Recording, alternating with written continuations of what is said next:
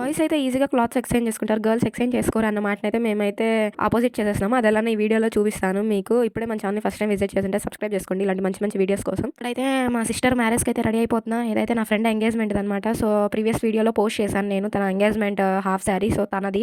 ఎందుకు దిగే 2 ఫోటోలకి మళ్ళా స్టిచ్చింగ్ చేయించుకోవడం అని చెప్పేసి నేనైతే తనదైతే హాఫ్ సారీ తెచ్చేసుకున్నాను. మీరు కూడా నాలాగా సన్నగా ఉండి మీరైతే ఈ దుప్పటా హ్యాక్‌ని అయితే ట్రై చేయండి. కొంచెం చబ్బీగా అన్నా కనిపిస్తారు. ఎవ్రీ ఈవెంట్‌లో తిట్టించుకోవడం అయిపోయిందని కొంచెం డిఫరెంట్‌గా అయితే ట్రై చేస్తున్నాను. ఇక్కడ నేను ఫస్ట్ అయితే మా ఇంట్లో రెడీ అయితే మళ్ళా ఫోన్ చేశారనమాట. మా సిస్టర్ వాళ్ళ రిలేటివ్స్ వచ్చారని. సో, వాళ్ళనైతే రెడీ చేయడానికి ఎళ్ళిపోయాను. రీల్స్‌లో చూపిస్తా ఉంటారు కదా! అన్నీ వచ్చిన వాళ్ళైతే లాస్ట్‌కి రెడీ అయితారు. అందరిని రెడీ చేసినాకనేది.